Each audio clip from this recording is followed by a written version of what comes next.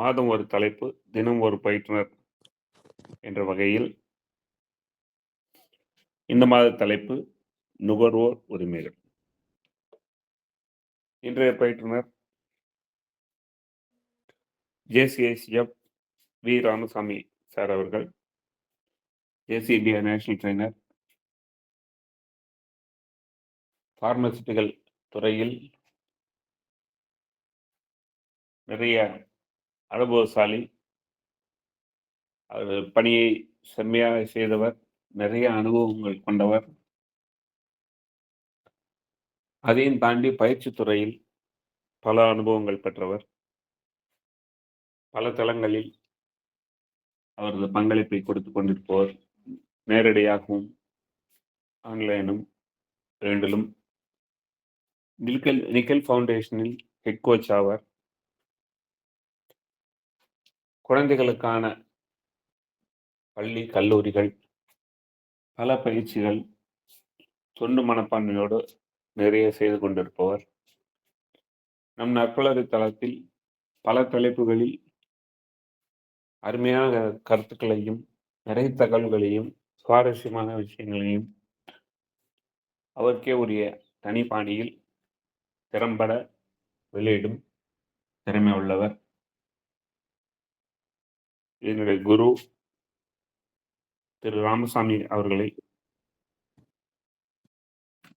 நுகர்வோர் உரிமைகள் சம்பந்தமாக நிறைய கருத்துக்களை கொடுப்பதற்காக அழைக்கிறேன். சோரேஸ்வர் சார், தேங்க்யூ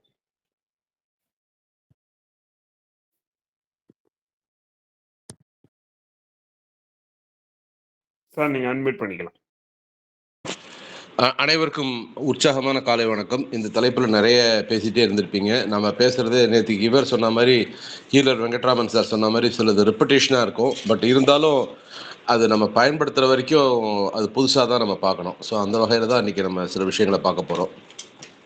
நுகர்வோர் உரிமைகள் அப்படிங்கிறது உங்கள் எல்லாருக்குமே தெரியும். வேர்ல்டு கன்சியூமர் ரைட்ஸ் டேன்னு ஒரு டே செலிப்ரேட் பண்ணுறாங்க. அது யாருக்காவது எந்த நாள்னு தெரியுமா? World consumer rights day March 15 sir. March 15ன்னு கரெக்டாக ஆன்சர் சொன்ன அருணகிரியா சொன்னது? ஆமாம் சார், ஆமாம் சார். வாழ்த்துக்கள் சார், ரொம்ப சிறப்பு.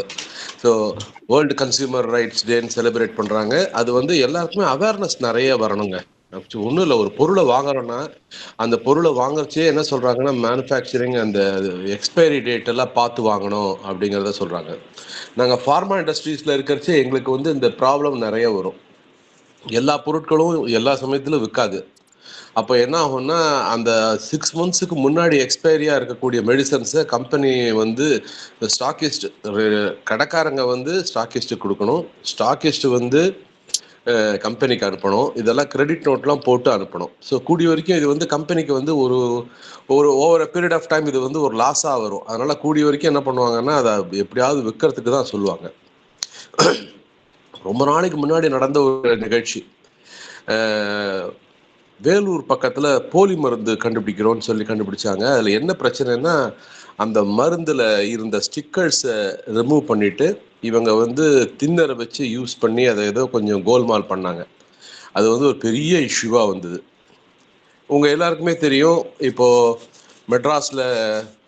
மெட்ராஸ்லேருந்து தயாரித்த ஒரு காஃப் சிரப் வந்து ராஜஸ்தான் சைடில் சாப்பிட்டு குழந்தைங்களுக்கு கிட்னி ப்ராப்ளம் வந்தது அப்படின்னு சொல்லி அரெஸ்ட் பண்ணாங்க. அப்போ என்னடான்னு பார்த்தா, அந்த காஃப் சிரப்பில் கொடுக்க வேண்டிய மருந்தில் அந்த ஒரு இது மாதிரி ஒரு லூப்ரிகண்ட் மாதிரி ஒன்று இருக்கும், அதனுடைய அளவு ஜாஸ்தியாக இருந்தது. குழந்தைங்களை வந்து காவு வாங்கிடுச்சு அப்படிங்கிறத கண்டுபிடிச்சாங்க. அந்த சமயத்தில் தமிழக அரசும் இம்மீடியட்டாக அட்டென்ஷன் எடுத்து அவரை அரெஸ்ட் பண்ணி அந்த கம்பெனியை சீல் பண்ணிட்டாங்க. ஸோ அந்த வகையில் கன்சியூமருக்கு உண்டான உரிமைகள் என்னங்கிறத நம்ம கண்டிப்பாக தெரிஞ்சுக்கணுங்கிறதுல மாற்று கருத்தே கிடையாது. இந்த கன்சியூமர் ரைட்ஸ் அப்படிங்கிற டாபிக் வரச்சே எனக்கு இவரை பற்றி பேசாமல் இருக்கவே முடியாது. அவரை பற்றி ஒரு புஸ்தகமும் வந்ததுங்க. அந்த புஸ்தகத்துக்கு பேர் வந்து ஒன் மேன் ஆர்மின்னு பேர். அந்த புஸ்தகத்தினுடைய கதாநாயகன் யாருன்னு தெரியுமா? அவரை வச்சு ஒரு சினிமாவும் எடுத்தாங்க. அவர் வந்து எங்கெங்கெல்லாம் பிரச்சனை வருதோ அங்கங்கெல்லாம் வந்து கரெக்டா நின்றுடுவாரு. அவர் பேரு என் பேரு ராமசாமி ஐயா அவங்களா? ஆமா, டிராபிக் டிராபிக் ராமசாமி. ராமசாமி ஐயா. அவர் தன்னுடைய லைஃப் ஹிஸ்டரியில எழுதுறாரு, சின்ன வயசுல அதாவது ஒரு 4வது படிக்கிறச்சே இங்கேருந்து ஒரு பையில அரிசி எடுத்துட்டு போறாராம். அந்த அரிசியை எடுத்துட்டு போறது, அதாவது அப்பெல்லாம் வந்து உங்களுக்கு அரிசிக்கு கட்டுப்பாடு உண்டு. அதனால அவங்க எடுத்துன்னு போறத பார்த்துட்டு ஒரு தாசில்தார் வந்து இவர் பேர்ல அந்த பைய பிடுங்கிடுறாராம். அப்போ இவர் வந்து போஸ்ட் கார்டில் இந்த மாதிரி லெட்டர் எழுதி இவங்கள்ட்ட கவர்மெண்ட்டுக்கு போட்டு அந்த தாசில்தாருக்கு மேலே ஆக்ஷன் எடுத்துட்டாங்களாம். அப்புறம் அந்த தாசில்தார் வந்து அந்த பையை எடுத்துட்டு வந்து கொடுத்தாராம். சின்ன வயசுல இந்த அனுபவம் தான் எனக்கு வந்து எங்க தப்பு நடந்தாலும் மற்றவங்க மாதிரி பார்த்துருக்க கூடாது, எழுந்து நின்று கேட்கணுங்கிற எண்ணம் எனக்கு தோணுச்சு அப்படின்னு சொல்றாரு. ஆக்சுவலாக வந்து 1998லேருந்து இந்த விஷயங்களை கொஞ்சம் கொஞ்சமாக ஆரம்பிக்கிறாரு. ஹோம் கார்டு அப்படின்னு மெட்ராஸில் ஹோம் கார்டு அப்படிங்கிற ஒரு இதை வந்து தன்னை இணைச்சிக்கிறாரு. டிராஃபிக்கில் எங்கெங்கெல்லாம் பிரச்சனை இருக்கோ அங்கெல்லாம் இப்போ ரெகுலேட் பண்ணுவார். இவர் டிராஃபிக்கு ரெகுலேட் பண்ணுறதுனால போலீஸ்க்கு ஃப்ரெண்டாகவும் இருப்பார். சில சமயம் பிரச்சனைகள் வர சமயத்தில் இவர் வந்து நிற்கிறதுனால அதே இப்போ போலீஸாக இருக்கிற ஃப்ரெண்டே இவரை அடிக்கவும் அடிப்பாங்க. இவர் பண்ணின பெரிய விஷயங்கள்னு பார்த்தீங்கன்னா, இந்த அதாவது ஒரு கன்சியூமருக்கு தேவையான விஷயங்கள் என்னங்கிறத சண்டை போட்டு வாங்கினதுல இவருடைய அந்த ஒரு போராட்ட குணம் இருக்கு பாருங்க, போராளி, அந்த அந்த ஒரு விஷயம்தான் நமக்கு வந்து எல்லாருக்குமே வரணும். அதுக்காக தான் இது அவரை பற்றி பேசிட்டு இருக்கிறோம். அவர் செஞ்ச ஒரு முக்கியமான விஷயம் என்னன்னா, இந்த மீன் வண்டிக்கு வந்து பேட்டரி போட்டு அவங்க வந்து இல்லீகலாக ஓட்டிட்டு இருந்தாங்க. ஆக்சுவலாக வந்து அந்த 3 சக்கர வண்டிக்கு வந்து பேட்டரி போட்டு யூஸ் பண்ணுறதா இருந்தால் அதில் வந்து ஒரு குறிப்பிட்ட அளவுக்கு தான் வெயிட் வைக்கணுங்கிற ஒரு கணக்கு இருக்கும். அதையும் மீறி இவங்க வந்து அந்த பெரிய பெரிய மீன்கள்லாம் போட்டு எடுத்துகிட்டு வரச்சு என்ன ஆகும்னா, வண்டி பிரேக் அடித்தா நிற்காது. அதில் 2-3 டெத்ஸு ரிப்போர்ட் ஆனதுக்கப்புறம் இதை ஒரு பெரிய கேஸாக எடுத்து சண்டை போட்டு கோர்ட்டில் ஃபைட் பண்ணி அவங்களுக்கு அதுக்கு வந்து ஒரு சட்டம் எடுத்துகிட்டு வந்து இந்த குறிப்பிட்ட அளவு வரைக்கும் தான் அந்த வண்டியை யூஸ் பண்ணலாம் அப்படிங்கிற ஒரு லாவே எடுத்துகிட்டு வரதுக்கே ஒரு முக்கியமான காரணமாக இருந்தார். அது மட்டும் இல்லை, இந்த போர்டிங் வைக்கிறாங்க இல்லையா, பேனர் பெருசா, அது மூலமா ரொம்ப, ஆனா இப்பவும் தொடர்ந்து நடந்துட்டு தான் இருக்கு. ஆனா அதை முதல்ல கண்டுபிடிச்சு இந்த மாதிரி மினிஸ்டர்ஸ் வந்து பேனர் வைக்கிறது வந்து தப்பு, இதனால வந்து ஒரு உயிர் போயிருச்சுன்னு சொல்லி அதுக்கும் சண்டை போட்டு பல விஷயங்களை செஞ்சவர். ஸோ ஒரு கன்சியூமர் அவேர்னஸ்ங்கிறது வந்து ஒரு தனி மனிதனுடைய ஒரு விஷயம் மட்டும் இல்லை, எல்லாருக்கும் அந்த அவேர்னஸ் வரணுங்கிறதுக்காக தான் அவரை பற்றி ஒரு புஸ்தகமும் வந்தது, அவரை பற்றி ஒரு திரைப்படமும் வந்தது. இவரை பொறுத்த வரைக்கும் ஏதாவது கெட்டது நடந்தால் மற்றவங்களுக்கு வந்து நல்லது நடக்கணும் அப்படிங்கிற ஆஸ்பெக்டில் அவருடைய சிந்தனை இருந்ததுனால தான் அவர் குடும்பம் கூட அவரை வந்து கவனிச்சிக்கல, ஒரு ஸ்டேஜுக்கு மேலே விட்டுட்டாங்க. ஸோ கன்சியூமர் அவேர்னஸ் அப்படிங்கிறச்சு இவரை பற்றி பேசாமல் நம்ம போக முடியாதுங்கிறதுக்காக தான் அவரை பற்றி கொஞ்சம் சில விஷயங்கள் பேசணும். கன்சியூமர் ரைட்ஸ் அப்படிங்கிறது இந்த கன்சியூமர் ப்ரொடெக்ஷன் ஆக்ட்னு ஒன்று இருக்குது. அதை பற்றி ஒரு புஸ்தகமும் டாக்டர் ஜிஆர் ஜெபராஜன் ஒரு ரிட்டையர்டு ஜட்ஜ் எழுதியிருக்கிறார். அந்த புஸ்தகத்திலே நிறைய விஷயங்கள் இருக்குங்க. Consumer accountability drives quality and efficiency அப்படிங்கிற ஒரு கோட்டு ஒரு உண்மையான விஷயத்தை நமக்கு உணர்த்துது. எப்பவுமே ஒரு ப்ராடக்டினுடைய அப்டேஷன் எப்படி வரும்னா, அது கன்சியூமர் கொடுக்கக்கூடிய அந்த ஃபீட்பேக்கை பேஸ் பண்ணி தான் வரும். யோசிச்சு பாருங்க, முதல்ல ஃப்ரிட்ஜு நீங்கள் வாங்கியிருப்பீங்க, அந்த ஃப்ரிட்ஜில் வந்து இருக்கிற ஒரு செட்டப் வந்து கொஞ்ச நாளைக்கு அப்புறம் வேற மாறி மாறி வர ஆரம்பிச்சிருக்கும். உதாரணமாக இப்போ எங்கள் வீட்டில் நாங்கள் முன்னாடி வச்சுருந்தப்போ பார்த்தீங்கன்னா, அந்த ஃப்ரிட்ஜில் கீழே அந்த பாட்டில்லாம் வைக்கிறோம் இல்லையா, அந்த பாட்டில் வைக்கிறச்சே அதில் என்ன பிரச்சனை வரும்னா, நம்ம பெரிய பாட்டில் வைக்கிறச்சே அந்த ஸ்டாண்டு உள்ளே போகாது, பாட்டில் படுக்க வைக்கிற மாதிரி இருக்கும். இதை பற்றி யாராவது ஒருத்தர் ரிப்போர்ட் பண்ணியிருந்தாங்கன்னா, அவங்க அடுத்த தடவை ஃப்ரிட்ஜ் மேக் பண்ணுறச்சு என்ன பண்ணியிருப்பாங்கன்னா, கீழே வந்து ஒரு நல்ல நீட்டாக வைக்கக்கூடிய பாட்டில்ஸை வைக்கிறதுக்கு உண்டான அரேஞ்ச்மெண்ட்ஸை கொடுத்துருந்துருப்பாங்க. ஸோ கன்சியூமர் அவங்க படுற கஷ்டத்தை ஒரு அவங்களுக்கு தேவையான ஒரு விஷயத்த வந்து சொல்கிறச்சு அதை நிறுவனமும் கரெக்டான சென்ஸில் எடுத்துக்கிட்டாங்கன்னா அவங்களுடைய ப்ராடக்டினுடைய எஃபிஷியன்சியை இன்க்ரீஸ் பண்ணிகிட்டே இருக்க முடியும். எவ்வளோ பேருக்கு வந்து அந்த டோல் ஃப்ரீ நம்பரில் படுற கஷ்டம் என்னங்கிறது சொல்லி மாளாது. ஏன்னா அவங்க 1 போடும்பாங்க, 2 போடும்பாங்க, அதில் நம்ம இப்போ எந்த விஷயத்தை கேட்குறோங்கிறது மறந்தே போயிடும். இதை பேஸ் பண்ணி தான் கலக்கப்போவது யாருங்கிற ஒரு ப்ரோக்ராமில் முல்லை, கோதண்டம், அப்புறம் இன்னொருத்தர் 2 பேரும் சேர்ந்து அந்த இதை வந்து ரொம்ப நகைச்சுவையாக எடுத்திருப்பாங்க. ஒரு சிம் கார்டு தொலைஞ்சதுக்கு இந்த நம்பர் எடுத்துட்டு வா, அந்த நம்பர் எடுத்துட்டு வான்னு போட்டு ரொம்ப ரப்சர் பண்ணியிருந்திருப்பாங்க. அது அந்த யூடியூப்ல அந்த லிங்க் கிடைச்சதுன்னா பாருங்க.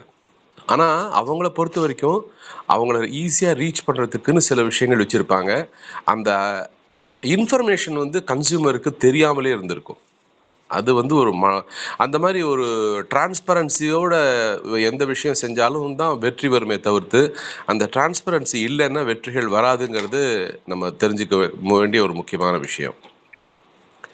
கன்சியூமர் ரைட்ஸ் அப்படிங்கிறத பொறுத்த வரைக்கும் பார்த்தீங்கன்னா, நமக்கு வந்து முதல்ல வந்து தேவையானது என்னென்னா, நம்ம யூஸ் பண்ணுற ப்ராடக்ட்டு சேஃபாக இருக்கணும். அப்புறம் அந்த ப்ராடக்டை பற்றி சில பேசிக் இன்ஃபர்மேஷன் நமக்கு கண்டிப்பாக தெரிஞ்சிருக்கணும். நமக்கு எந்த இன்ஃபர்மேஷன் கொடுக்கணுமோ அதை கரெக்டாக அவங்க கொடுத்துருக்கணும். சில விஷயங்கள் புதுசாக சில விஷயங்கள் செஞ்சாங்கன்னா அதை பற்றி நமக்கு ஒரு பேசிக் நாலேஜை அவங்க நமக்கு என்ஹான்ஸ் பண்ணணும். அப்புறம் நம்ம யூஸ் பண்ணுற ப்ராடக்ட் வந்து சுற்றி இருக்கக்கூடியவங்களுக்கு கெடுதல் வரக்கூடாது. அப்புறம் நமக்கு எந்த ப்ராடக்டை யூஸ் பண்ணணுங்கிற ஒரு உரிமை நம்மள்கிட்ட இருக்கணும். அப்புறம் நம்மள்கிட்ட இருக்கக்கூடிய பிரச்சனைகளை என்னங்கிறத சொல்கிறதுக்கும் அந்த வழி இருக்கணும். நம்ம சொல்கிறத அவங்க கேட்கறதுக்கு உண்டான விஷயமும் இருக்கும். இதெல்லாம் சேர்ந்து தான் இந்த கன்சியூமர் ரைட்ஸுங்கிற ஒரு முக்கியமான விஷயமா வருதுங்க. இந்த ரைட் டு ஹெல்த்தி என்விரான்மெண்ட் அப்படின்னு சொல்கிறச்சு, ரொம்ப நாளைக்கு முன்னாடி அமெரிக்காவில் ஒரு மருந்து அந்த ப்ராடக்டை யூஸ் பண்ண ஆரம்பித்தாங்க. அந்த ப்ராடக்டை வந்து ஒரு பர்டிகுலர் இண்டிகேஷனுக்கு யூஸ் பண்ண ஆரம்பித்ததுக்கப்புறம் என்ன ஆயிடுச்சுன்னா, அந்த ப்ராடக்ட்டு வந்து நிறைய சைடு எஃபெக்ட்ஸ் ஜாஸ்தி வர ஆரம்பித்த உடனே அதை கம்பெனியில் போய் சொல்கிறாங்க. கம்பெனி வந்து ஹெசிடேட் பண்ணுறாங்க. அதுக்கப்புறம் வந்து வேறு வழியே இல்லாமல் கவர்மெண்ட்டு ப்ரெஷர் போட்டதுக்கப்புறம் அந்த ப்ராடக்டை வித்ட்ரா பண்ணிட்டாங்க. சில ப்ராடக்ட் வந்து பார்த்தீங்கன்னா ஒரு பர்டிகுலர் இண்டிகேஷனில் யூஸ் பண்ணுவாங்க. ஆனால் அந்த ப்ராடக்ட் வந்து இன்னொரு ப்ராப்ளத்தையும் சால்வ் பண்ணணும்னு வச்சுங்களேன். அப்போது அது வந்து அந்த ப்ராடக்டை எந்த இண்டிகேஷனுக்கு சொல்லியிருக்காங்களோ அதுக்கு தான் யூஸ் பண்ணணுமே தவிர்த்து இந்த மாதிரி மாற்றி யூஸ் பண்ணக்கூடாது. அந்த மாதிரி மாற்றி யூஸ் பண்ணுறச்சையும் என்ன ஆகும்னா, அமெரிக்காவில் அது வந்து இட் இஸ் அஃபென்ஸ் அப்படிங்கிற மாதிரி சொல்லுவாங்க. ஸோ ஒரு கன்சியூமர் வந்து எப்படி நம்ம சாட்டிஸ்ஃபை பண்ணணும், கன்சியூமர்னு ஒரு அக்ரனம் போட்டோம்னா சாட்டிஸ்ஃபை பண்ணணும், ட்ரஸ்ட் பண்ணணும், பாசிட்டிவிட்டியாக இருக்கணும், கன்விக்ஷன் இருக்கணும், லாயல்ட்டி இருக்கணும், கமிட்மெண்ட் இருக்கணும், ஃபீலிங்ஸ் என்னங்கிறத நம்ம புரிஞ்சுக்கணும், அனுபவம் இருக்கணும், எக்ஸ்பீரியன்ஸ் இருக்கணும். இதெல்லாம் சேர்ந்து தான் கஸ்டமர் அப்படிங்கிற ஒரு வார்த்தையும் வருது நமக்கு. என்னை பொறுத்த வரைக்கும் நான் பர்சனலாக எனக்கு ஏற்பட்ட அனுபவங்களை இங்கே ஷேர் பண்ணணும்னு நினைக்கிறேன். இது நான் ஐ கால் இட் அஸ் அ ட்ராப்ஸ்னால் நம்ம இந்த இது பொறி மாதிரி. முதல்ல வந்து வீட்டில் நம்ம பொருள் வாங்குறச்சே நம்மளுக்கெல்லாம் வந்து இஎம்ஐ அப்படிங்கிற ஒரு விஷயத்தை கற்றுக் கொடுத்தது யாருன்னு பார்த்தீங்கன்னா விஜிபி பன்னீர்தாசன் கம்பெனி தான். அவங்க தான் வந்து முதல்ல இன்ஸ்டால்மெண்ட் அப்படிங்கிற ஒரு ஸ்கீம் எடுத்துகிட்டு வந்து வீட்டுக்கே டிரான்சிஸ்டர் எடுத்துகிட்டு வந்து கொடுத்து அது மூலமாக மாதம் மாதம் நீங்கள் கொடுத்தா போகிறோன்னு சொல்ல ஆரம்பிக்க போய் அதவே வந்து கவர்மெண்ட்டும் அந்த மாதிரி பண்ண ஆரம்பித்தாங்க. வீட்டில் நம்ம வாங்கக்கூடிய பெரிய பொருட்கள்லாம் பார்த்திங்கன்னா நம்ம என்ன பண்ணியிருப்போம்னா இந்த மாதிரி தான் வாங்கியிருப்போம். ஒரு தடவை எங்கள் வீட்டில் ஒரு கலர் டிவி வாங்கிறதுக்காக போனப்போ பஜாஜ் ஃபைன்ஸ் அப்படின்னு ஒரு கம்பெனி அந்த ஹையர் பர்ச்சேஸ் ஸ்கீம் மூலமாக போகிறோம். அவங்க வீட்டுக்கு வந்து என்னென்னமோ பேசி கையில் ஒரு கார்டையும் கொடுத்துட்டாங்க.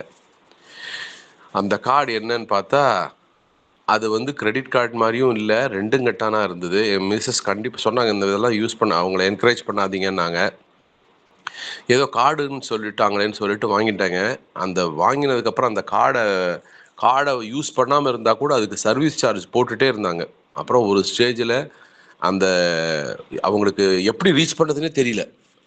ரிமைண்டர் கொடுக்கறதுக்கு மட்டும் ஃபோனில் வருவாங்க, நம்ம பேசுகிறச்சே லைன்லேயே வரமாட்டாங்க. அப்புறம் ஒரு மெயில் அட்ரஸை கண்டுபிடிச்சி அதில் அப்புறம் அந்த மாதிரி எனக்கு இந்த மெம்பர்ஷிப்லாம் வேண்டாம் என்னை விட்டுடுங்க அப்படின்னு சொல்லி அதுக்கப்புறம் இதுக்கு மேலே என்னால் கட்ட முடியாது, நான் ரிட்டையர்ட் பர்சன் அப்படின்னு சொல்லி அங்கேருந்து வெளியில் வந்தேன். அதே மாதிரி அடுத்தது கிரெடிட் கார்டு. பொதுவாக கிரெடிட் கார்டோ இல்லை ஹவுசிங் லோனோ ஏதோ ஒன்று பேங்க்லேருந்து நமக்கு வந்து ஒரு லோனுக்கு அப்ளை பண்ணுறோம் அப்படின்னு வச்சுங்களேன், நம்மளுடைய எண்ணம் என்னவா இருக்கணும், பணம் எப்போ கொடுப்பாங்க அப்படிங்கிற மாதிரி தான் இருக்கும். அது ஹியூமன் டெண்டன்சி. அதை பேஸ் பண்ணி ஒரு தடவை தீபாவளி சமயத்தில் கிரெடிட் கார்டுக்கு அப்ளை பண்ணி அதுவும் கிரெடிட் கார்டுக்கு கிடைக்கலன்னு சொல்லிட்டு நான் டெபாசிட் ஒரு 20,000 ரூபா டெபாசிட் போட்டு அதை பேஸ் பண்ணி ஒரு கிரெடிட் கார்டு வாங்கினேன். இது வந்து ஒரு 15 வருஷத்துக்கு முன்னாடி. அந்த கிரெடிட் கார்டில் மாதம் 19,000 ரூபா வரைக்கும் நீங்கள் ஸ்பெண்ட் பண்ணலாம் அப்படின்னு சொன்ன உடனே அந்த ஃபார்மில் சைன் பண்ணுறச்சே பார்த்தீங்கன்னா எங்கெங்கெல்லாம் சைன் பண்ணணும்னு சொல்கிறாங்களோ அந்தந்த இது நமக்கே ஒரு சந்தோஷம். நம்ம ஒரு கையெழுத்து போட்டாலே நம்மளை வந்து இதுவாக இருக்குமே, நம்மள்கிட்ட வந்து 15 கையெழுத்து வாங்குறாங்களே, 16 கையெழுத்து வாங்குறாங்களேன்னு சொல்லிட்டு இன்னும் எங்கெங்கே போடணும், இன்னும் எங்கெங்கே போடணும்னு கேட்டு கேட்டு நம்மளாவே அந்த எலிப்பொறி உள்ளே போய் மாட்டிக்கிற மாதிரி கரெக்டாக மாட்டிக்கிட்டோம். எல்லாம் சைன் பண்ணியாச்சு, கார்டு வந்துருச்சு. அப்புறம் அதுலேயும் அவங்க சொல்கிறாங்க, ஒன்று மாதமோ பிறந்த உடனே நீங்கள் முழு பணத்தையும் கட்டுங்க, அப்படி இல்லைன்னா மினிமம் இந்த அமௌண்ட்டாக கட்டுங்க அப்படின்னாங்க. அந்த புரிதல் எப்படின்னா, முழு பணத்தை கட்டணுங்கிறது இல்லை, இது மட்டும் கட்டினா போருங்கிறத நம்ம புரிஞ்சுக்கிட்டு என்ன பண்ண ஆரம்பிச்சிட்டோம், அந்த இன்ட்ரெஸ்ட்டுக்கு உண்டான பணத்தை மட்டும் கட்ட ஆரம்பித்தோம். அந்த ட்ராப்பில் மாட்டினது 3 தடவை அந்த என்டையர் அமௌண்ட்டை பே பண்ணியும் கிட்டத்தட்ட வந்து ஒரு 60,000 ரூபா ஒரு தடவை கட்டி அதை பேலன்ஸ் க்ளோஸ் பண்ணியாச்சு. திரும்ப யூஸ் பண்ணி திரும்ப 60,000 ரூபா. அந்த மாதிரி 3வது தடவை பண்ணுறச்சு எங்கள் வீட்டில் சண்டையே போட்டாங்க. நீங்கள் ரிட்டையர் ஆகிட்டீங்க, இனிமேல் இந்த கிரெடிட் கார்டே வேணாம் அப்படின்னு சொல்லிட்டு. அப்புறம் அந்த இது ஐசிஐசிஐ கிரெடிட் கார்டு, நேராக பேங்க்குக்கு போயிட்டு ஃபுல்லாக செட்டில் பண்ணிட்டேன் அப்படின்னு சொல்லி சரி போயிட்டு வாங்கன்ட்டாங்க. அப்புறம் திரும்ப வந்து சர்வீஸ் சார்ஜுன்னு போட்டிருந்தாங்க. அப்புறம் திரும்ப அதை கட்டாமல் எடுத்துகிட்டு போய் பேங்க்கில் போயிட்டு அவங்கள்ட்ட நான் இந்த மாதிரி சரண்டர் பண்ணதுக்கு தான் வந்தேன், நீங்கள் இப்போ என்ன பண்ணணும் ப்ரொசீஜர், அப்படியா இருங்கன்னு சொல்லிட்டு அவங்க அந்த கிரெடிட் கார்டை அமௌண்ட் எல்லாம் பே பண்ணது, அதுக்கப்புறமா கொஞ்சம் பே பண்ண வச்சாங்க. எல்லாம் பே பண்ணதுக்கப்புறமா ஒரு ஸ்லிப்பில் the card amount is finally settled அப்படின்னு போட்டு அதை கொடுத்தாங்க. இன்ஃபேக்ட் கிரெடிட் கார்டை விட அந்த ஸ்லிப்பை தான் நான் இன்னி வரைக்கும் பத்திரமா வச்சுருக்கிறேன்.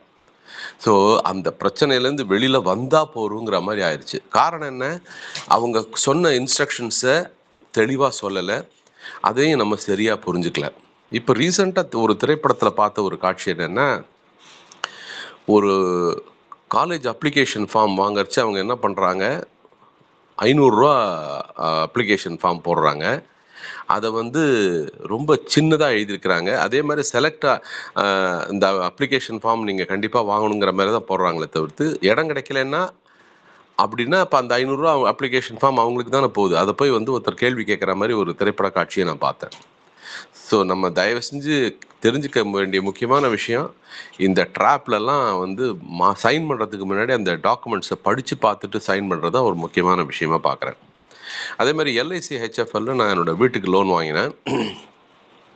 அந்த எல்ஐசி ஹெச்எஃப்எல்ல லோன் வாங்குறச்சே நான் வாங்கின வீடு எப்படின்னா, ஆல்ரெடி யாரோ ஒருத்தர் லோன் இருந்தது, அவங்களால கட்ட முடியல. ஸோ அந்த லோனே எனக்கு ஃபஸ்ட்டு டைம் ட்ரான்ஸ்ஃபர் பண்ணாங்க.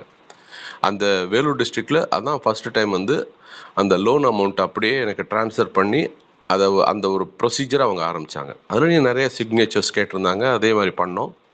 அதுலேயும் அதே மாதிரி மாதம் அந்த இஎம்ஐ கட்டிகிட்டே வரணும்.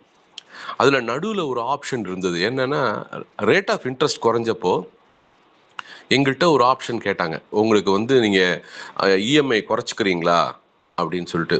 இப்போ யோசிச்சு பாருங்க, ஒரு எல்ஐசி ஹவுசிங் ஃபைனான்ஸ் நிறுவனம் வந்து இந்த ரேட்டு குறையிறதுங்கிறத நமக்கு சொல்லி நீங்கள் குறைச்சிக்கிறீங்களா அப்படின்னு கேட்டப்போ நாங்கள் டிசைட் பண்ணி என்ன சொன்னோம், இல்லை இதே அமௌண்ட் கட்டுறோம் அப்படின்னு சொன்னோம். அதனால் என்ன ஆயிடுச்சுன்னா, எங்களுடைய பீரியட் ஆஃப் அமௌண்ட் வந்து நான் வந்து ஒரு 20 வருஷம், இப்போ 25 வருஷம் கட்டுறதுங்கிறது அந்த இன்ட்ரெஸ்ட் ரேட் ஆஃப் இன்ட்ரெஸ்ட் குறைஞ்சதுனால ஒரு 2 வருஷத்துக்கு முன்னாடியே என்னால் முடிக்க முடிஞ்சுது. இதுக்கு காரணம் என்ன, அந்த எல்ஐசி பொது சேவை நிறுவனமாக இருந்தால் கூட எங்களுக்கு தேவையான விஷயத்தை எங்களுக்கு கரெக்டாக சொன்னதுனால தான். அதே எல்ஐசியில் இருந்த இன்னொரு அனுபவத்தை சொல்கிறேன் பாருங்கள். ஒரு பாலிசி போடுறச்சே அந்த பாலிசியை நம்மகிட்ட வந்து போடுற எல்ஐசி முகவர் இருக்கார் இல்லைங்களா, அவர் வந்து நமக்கு அந்த பாலிசியை பற்றி எல்லா இன்ஃபர்மேஷனையும் கரெக்டாக சொல்லணும். நான் வந்து பல்காக ஒரு அமௌண்ட்டை வந்து பிஎம் யோஜனா அப்படிங்கிற ஸ்கீமில் போட்டேன். முதல்ல ஒரு ஏஜென்ட்டை போடுறச்சு என்ன சொல்லிட்டார், சார் இதை தொடவே முடியாது, நீங்கள் அது உங்கள் லாக் ஆகிடும், அதனால் அப்படியே விட்டுருங்க, ஏன்னா உங்களுக்கு அப்படிங்கிற மாதிரி என்னை பயமுறுத்தி அந்த பணத்தை போட வச்சார். அப்புறம் இன்னொரு நண்பர் வந்து அவர் எனக்கு தான் கொஞ்சம் போடுங்கன்னு சொல்லிட்டு அவர்கிட்ட கொஞ்சம் அமௌண்ட் போடுறச்ச இதை எடுக்கவே முடியாதாமே அப்படின்னு. யார் சொன்னது, ஒன்ஸ் இன் 5 இயர்ஸ் வந்து நீங்கள் எடுத்துக்கலாம், ரினியூ பண்ணுறதா இருந்தாலும் பண்ணலாம் அப்படின்னார். அப்போது எனக்கு வந்து அந்த முதல்ல சொன்ன அந்த ஏஜென்ட் மேலே ரொம்ப கோபம் வந்தது. அப்போது நமக்கு சொல்ல வேண்டிய விஷயத்த அவங்க சரியாக சொல்லாததுனால என்ன ஆகுதுன்னா நமக்கு தெரிய மாட்டேங்குது இல்லையா? அதனால் இந்த ட்ராப்ஸ்லேருந்து நம்ம மாட்டாமல் இருக்கிறத நம்ம கரெக்டாக தெரிஞ்சுக்கணும். ஸோ காந்திஜியோட ஒரு ஸ்டேட்மெண்ட்டு நான் இதை எங்கே பார்த்துருக்கேன்னா, ஒரு டாக்டரோட கிளினிக்கில் பார்த்துருக்கேன். ஆம்பூரில் ஒரு டாக்டர். அவர் வந்து எஸ்ஏ ரஹ்மான்னு பேர். அவர் வந்து அவரோட கிளினிக்கில் எழுதியிருப்பார். வாடிக்கையாளர் என்பவர் நம் கடைக்கு வரும் மிக முக்கியமான நபர். அவர் நம்மை நம்பி இல்லை, அவரை நம்பிதான் நாம் இருக்கிறோம் அப்படிங்கிறது. இந்த மாதிரி ஒரு ஸ்டேட்மெண்ட்டை எல்லா கடைகள்லையும் வச்சுருந்தாங்கன்னா எந்த பிரச்சனையும் வராது. இது கடைசியாக ஒரு விஷயம். முன்னாடிலாம் வந்து ஓஆர்எஸ்னு ஒன்று உண்டுங்க. ஓஆர்எஸ்ங்கிறது பவுடராக இருக்கும். அந்த ஓஆர்எஸ் பவுடருங்கிறது என்னென்னா சால்ட்டு, சுகர் எல்லாம் சேர்த்து போட்டு நம்ம வீட்டிலே கூட ரெடி பண்ணலாம். அது வந்து டீஹைட்ரேஷன் ஆகிற சமயத்தில், உடம்புல நீர் சத்து குறையிற சமயத்தில், அது எப்போ குறையும்னா டயரியா இந்த மாதிரி இருக்கிறச்சு, உடம்புல நீர் சத்து குறையிறச்சு அதை டக்குன்னு கொடுத்து ஏற்றுவாங்க. அது வந்து குழந்தைங்களுக்கு அதே தான் யூஸ் பண்ணணும். ஆனால் இந்த விஷயத்த ஒரு ஃபார்மா கம்பெனிக்காரங்க அப்போ என்ன பண்ண ஆரம்பிச்சிட்டாங்கன்னா, இது வந்து குழந்தைங்களுக்கு வந்து நீங்கள் கரைச்சி கொடுக்கறது வந்து சரியாக இருக்காதுன்னு சொல்லி அவங்க வந்து டெட்ரா பேக்கில் ரெடிமேடாக கொடுக்க ஆரம்பித்தாங்க. இதை வந்து ஒரு 8 வருஷமாக ஒரு லேடி டாக்டர் சண்டை போட்டு அந்த மாதிரி கொடுக்கக்கூடாது அப்படின்னு சொல்லி சண்டை போட்டாங்க. என்ன காரணம்னா, அந்த சுகர் அந்த கண்டென்ட்டை ப்ரிப்பேர் பண்ணுறச்சே அவங்க வந்து சில கூட ஏதாவது ஆட் பண்ணுவாங்க. அது வந்து it is not required for the kids அப்படின்னு சொல்லி சண்டை போட்டு ஒரு ஹைதராபாத் டாக்டர் வந்து கேஸ் எல்லாம் போட்டதுக்கு அப்புறமா இப்போ பார்த்தீங்கன்னா கவர்மெண்ட்டு அதை பேனே பண்ணிட்டாங்க. So after 8-year battle led by Dr. Shivaranjani Santosh, has government ruled that only drinks following the official WHO ORS formula can be called as ORS. Sugary or fruit-based beverages falsely using the form are now banned nationwide அப்படின்ட்டாங்க.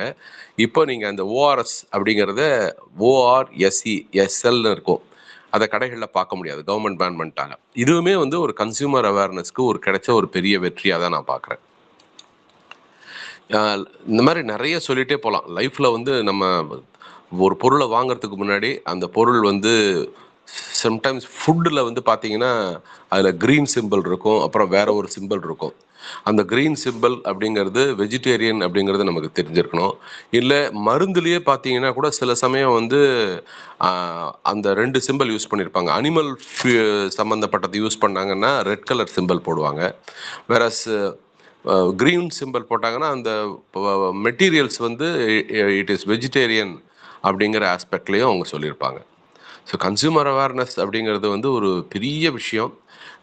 இப்போ கடைசியாக எல்லாம் நேற்று பேசுன்றதுப்ப சொன்னாங்க, sir நீங்கள் foreign போயிட்டு இருந்தீங்களே, உங்களுக்கு ஏற்பட்ட அனுபவம் எதாவது இருக்கா அப்படின்ட்டு. நான் வந்து ஆஸ்திரேலியாவில் இந்த தடவை போயிருந்தப்போ ஹார்பர் பிரிட்ஜுன்னு ஒன்று இருக்குங்க. அது வந்து கிட்டத்தட்ட ஒரு சீலேருந்து, அதாவது சீ லெவல்லேருந்து ஒரு 500 அடிக்கு மேலே இருக்கும். அந்த பிரிட்ஜு பெருசாக இருக்கும். ஒன் ஆஃப் தி ஆஸ்திரேலியாவுக்கு அது ஒரு பெரிய லேண்ட்மார்க். அதில் ஏறுறதுக்கு அழைச்சிட்டு போகிறதுக்காக போனோம். அப்போ அவங்க வந்து ஜஸ்ட் லைக் தட் ஃபார்ம்லாம் என் பிரதர் தான் ஆன்லைனில் எல்லாம் புக் பண்ணார். நான் அங்கே போயிட்டு டிக்கெட் காமிக்கிறேன், நீங்கள் வந்து உங்களுடைய டிக்ளரேஷன் கூட சப்மிட் பண்ணலையே சார், கொஞ்சம் பண்ணுங்க அப்படின்னாங்க. அதில் பார்த்தா உங்களுக்கு தலை சுத்துமா, பிபி இருக்கா, சுகர் இருக்கா, மாத்திரை சாப்பிட்டீங்களா அப்படின்னு இவ்வளோ டீட்டெயில்ஸ் கேட்குறாங்க. கேட்டதுக்கு அப்புறமா அந்த டீட்டெயில்ஸ் எல்லாம் வாங்கி பார்த்துட்டு அங்கேருந்து இன்னொரு மேடம் வந்து மார்னிங் மாத்திரை சாப்பிட்டீங்களா, பிரேக்ஃபாஸ்ட் சாப்பிட்டீங்களா, உங்களால் பண்ண முடியுமா அப்படிங்கிறத நம்மகிட்ட கேட்டுட்டு அப்புறம் அலோவ் பண்ணாங்க. ஆனால் அவங்க சொல்கிறதெல்லாம் பார்க்குறச்சே எனக்கு அப்படியே என்னால் பண்ண முடியுமா அப்படின்னு யோசிக்க ஆரம்பித்தேன். அப்புறம் என்ன மாதிரி அந்த குரூப்லேயே நான் மட்டும்தான் இந்தியன், பாக்கியெல்லாம் ஃபாரினர்ஸ். சரி போவோம் அப்படின்னு சொல்லிட்டு போகிற சமயத்தில் முதல்ல வந்து அவங்க ஒரு டெமோ நமக்கு பண்ணி காமிப்பாங்க. அதாவது இது ட்ரெக்கிங் மாதிரி தான். உங்களுக்கு வந்து கையில் வந்து ஒரு கம்பி மாதிரி இருக்கும், இல்லை கம்பி மாதிரி இருக்கும், அதை பிடிச்சி அப்படியே எடுத்துகிட்டு மேலெல்லாம் போகணும், சில இடங்களில் கீழே இறங்கணும். அது டெமோவுக்கு என்ன பண்ணிட்டாங்க, நீங்கள் வாங்க அப்படின்னு கூப்பிட்டாங்க. ஸோ ஃபஸ்ட் டைம் பண்ணேன். அது சில இடங்களில் சுற்றி பண்ணணும். அது வந்து ஒரு நல்ல அனுபவமாக இருந்தது. இருந்தாலும் வந்த கன்சியூமர்ஸ்க்கு அவங்க அவ்வளோ டீட்டெயில்ஸ் கேட்டாங்க பாருங்கள், அது ஒரு பெரிய விஷயம். அதெல்லாம் முடித்ததுக்கப்புறம் அவங்களே அங்கங்கே ஃபோட்டோ எடுக்கிறாங்க. ஃபோட்டோ எடுத்ததுக்கப்புறமா வெற்றிகரமாக முடித்ததுக்கு நமக்கு ஒரு கேப்பும் ஒரு டிஷர்ட்டும் கொடுக்குறாங்க. அப்போது வர கன்சியூமர்ஸ் அவங்க எவ்வளோ தூரம் அலர்ட் பண்ணுறாங்கன்னு பாருங்கள். அதே மாதிரி அவங்க மென்ஷன் பண்ணுறாங்க, ஃபோட்டோஸ் நீங்கள் எடுக்காதீங்க, சில இடங்களில் எடுக்கணுன்னா எங்கள்கிட்ட கேளுங்க, நாங்கள் சில இடங்கள் வச்சுருக்கோம், அந்த இடத்துல நீங்கள் ஃபோட்டோ எடுக்கலாம் அப்படின்னு சொல்கிறாங்க. ஒப்பேரா ஹவுஸ்னு ஒரு இடத்துக்கு போயிருந்தோம். அந்த ஒப்பேரா ஹவுஸ் வந்து அந்த பில்டிங் வந்து ஒரு மாதிரி ஒரு ஆரஞ்சு பழத்தை பிரிச்சா உரிச்சா அந்த தோலை வந்து வேற மாதிரி வச்சா எப்படி இருக்குமோ அந்த மாதிரி ஷேப்பில் இருந்த ஒரு பில்டிங் அது. அது உள்ள போறச்சே சொல்றாங்க, இந்த இடத்துல ஃபோட்டோஸ் எடுக்காதீங்க, இது வந்து ஹெரிட்டேஜ் மாதிரி நாங்கள் வச்சிருக்கிறோம் அப்படின்னு சொல்லிட்டு. அதே மாதிரி நியூசிலாந்து போயிருந்தப்பவும் அவங்க என்ன சொல்றாங்கன்னா, சில இடங்கள்ல உள்ளெல்லாம் போறச்ச ஃபோட்டோ எடுக்காதீங்க, ஏன்னா வந்து இன்செக்ட்ஸ் வந்து அந்த இருட்டில் தான் வாழுறது, நாங்கள் சொல்கிறோம் அந்த இடத்துல எடுங்க அப்படிங்கிற மாதிரி சொல்கிறாங்க. ஸோ அவங்க கன்சியூமருக்கு தேவையான விஷயங்கள் என்னங்கிறத புரிஞ்சுக்கிறாங்க. ஒன்றும் இல்லைங்க, நம்ம இங்கேருந்து போகிறச்சே நம்மளோட டெண்டன்சி எப்படி இருக்குன்னா, கும்பல் இருந்தால் கூட தாண்டி முன்னாடி போகணுன்னு இருக்குல்ல, அங்கே அப்படி கிடையாது.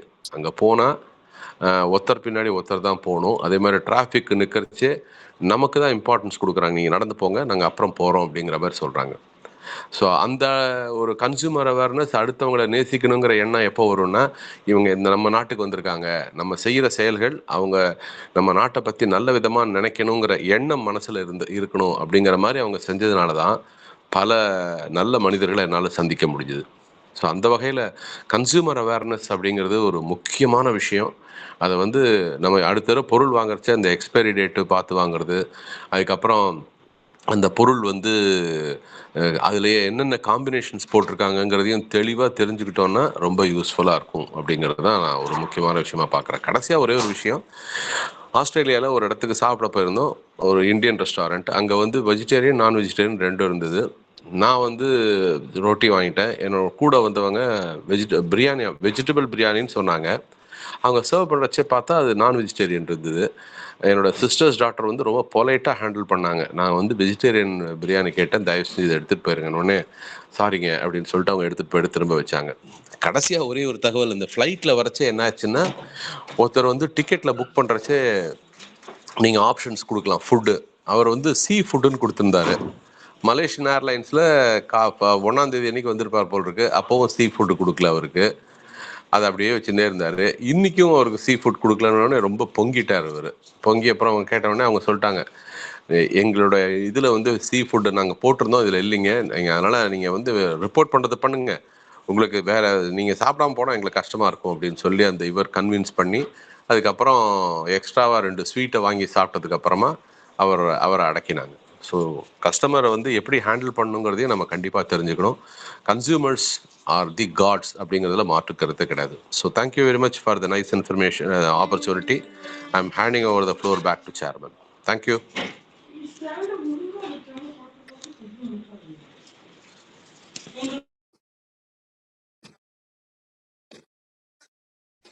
Thank you Ramasamy sir. மிக அருமையான கன்சியூமர் ரைட்ஸ் சம்பந்தமா ஒரு அருமையான சொற்பொழிவு. டிராஃபிக் ராமசாமி சார், அதை பத்தி எனக்கு தெரிஞ்சு என்னுடைய புரிதலுக்கு இன்னைக்கு தான் ஃபர்ஸ்ட் நீங்க பண்ணிருக்கீங்க. ஏன்னா கன்சியூமர் ரைட்ஸ்னா அந்த அளவுக்கு கன்சியூமருக்காக போராடின ஒரு பர்சன் அப்படின்னா Ramasamy sir. Traffic Ramasamy sir வந்து அருமையா சொன்னீங்க. ரொம்ப எனக்கு பிடிச்ச ஒரு கேரக்டர். பட் நானுமே என்னோட செஷன்ல மறந்துதான் பத்தி பேசுறதுக்கு. கிட்டத்தட்ட இன்னைக்கு தான் ஃபர்ஸ்ட் டைம் சொன்ன மாதிரி எனக்கு ஞாபகம். அது ரொம்ப அருமையா இருந்தது. அதே சமயம் அதுல என்ன விஷயம்னா, அவங்க குடும்பத்தினரும் அவர் வந்து பெருசா எடுத்துக்கலன்னு சொன்ன விஷயம் ரொம்ப கஷ்டமா இருக்குது. என்ன விஷயம்னா, ஜென்ரலாவே நம்ம கன்சியூமர் அவேர்னஸ் எல்லாம் பேசுறோம், பெருசா ஃபேமிலி மெம்பர்ஸ் சப்போர்ட் பண்றது இல்லை அப்படிங்கிறது தான் உண்மை. அதான் நான் கூட என்னோட தலைப்புல சொல்லி இருக்கிறேன், நீங்க என்ன பெரிய விஜயகாந்த் எல்லாத்தையும் கேட்டுட்டே இருக்கிறீங்க அப்படிமா எங்க வீட்டுல. அது மாதிரி family members they should support. ஏன்னா நம்ம போய் வம்ப வளர்க்க போறது இல்லை. இப்ப நம்ம கேட்குற விஷயம் நமக்கு மட்டும் கிடையாது, நம்ம எல்லாருக்கும் சேர்த்து தான் அப்படிங்கிறது எல்லாரும் புரிஞ்சுக்கணும். அதே சமயம் ஃபீட்பேக் நம்ம சரியா கொடுக்கறது இல்லை. கொடுத்தா வந்து அவங்களுக்கு ரொம்ப நிறையா இருக்கும். நல்லா ஈவன் ஒரு ஃப்ரிட்ஜ் டிசைன்ல கூட ஒரு அட்வான்ஸ் பண்ணுவாங்கன்னு சொன்னது. பல நேரத்தில் ஃபீட்பேக் கொடுக்காம கடந்துடுறோம். அந்த மாதிரி பல தகவல்கள் கொடுத்துருந்தீங்க. அந்த மாதிரி ஃபாரின்ல நடந்த அந்த பெட்ஷீட் போகிற அனுபவங்கள் ரொம்ப அருமையான சொற்பொழிவு சார். நம்ம